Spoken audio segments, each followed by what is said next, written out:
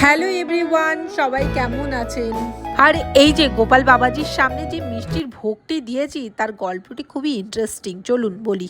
আর এই মিষ্টিটি কোথা থেকে নিয়ে এসেছি চলুন দেখাচ্ছি।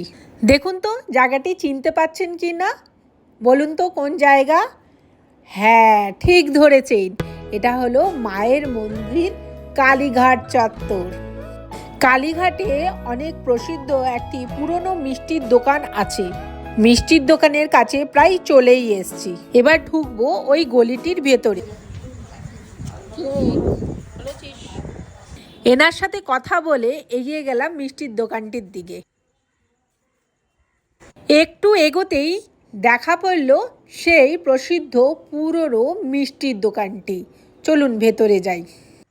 আর এই মিষ্টি দোকানের পুরনো স্ট্রাকচারগুলো দেখলে বেশ ভালোই লাগে, পুরনো কলকাতার একটা বেশ ফিল লাগে আমার। ঢুকে পড়লাম মিষ্টির দোকানের ভেতরে। দেখুন কত পুরনো দোকানটি, এই দেখুন, হ্যাঁ, চ্যাপ্টা রসগোল্লা, যেটা খুব ফেমাস।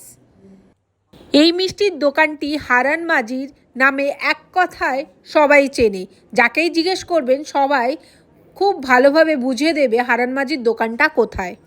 এখনও পুরনো রং, পুরনো স্ট্রাকচার, দরমার ছাদ আর পুরনো জানলা।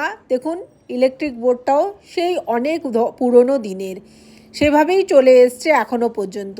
এই যে সামনে ছোট চমচম, চ্যাপ্টা রসগোল্লা, ছোট গোল গোল রসগোল্লা, তারপরে আছে আপনার ওখানে আরও 2-3 রকমের মিষ্টি আছে। আর কি ছোট ছোট মিনি মিনি সাইজের মিষ্টি, দেখতে কি ভালো লাগছে, মিষ্টিকেও দেখতে মিষ্টি লাগছে।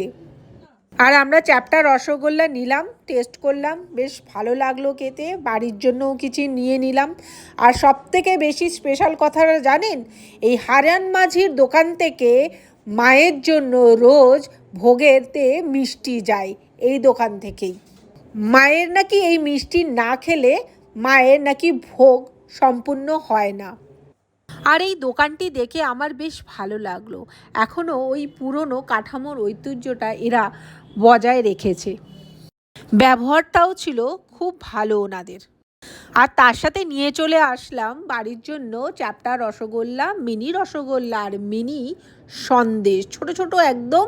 এই যে প্যাকেটটা খুলছি, এটা হলো মিনি সন্দেশ। বেশ ভালোই লাগলো, আমার তো খুব ভালো লেগেছে। যদি আপনাদের ভালো লেগে থাকে এই ভিডিওটি, অবশ্যই দোকানে একবার গিয়ে মিষ্টি খেয়ে আসবেন। এই ভিডিওটি যদি আপনার ভালো লেগে থাকে তাহলে একটা লাইক করে দেবেন। আবার দেখা হবে অন্য কোনো ভিডিওতে। Thank you, tata.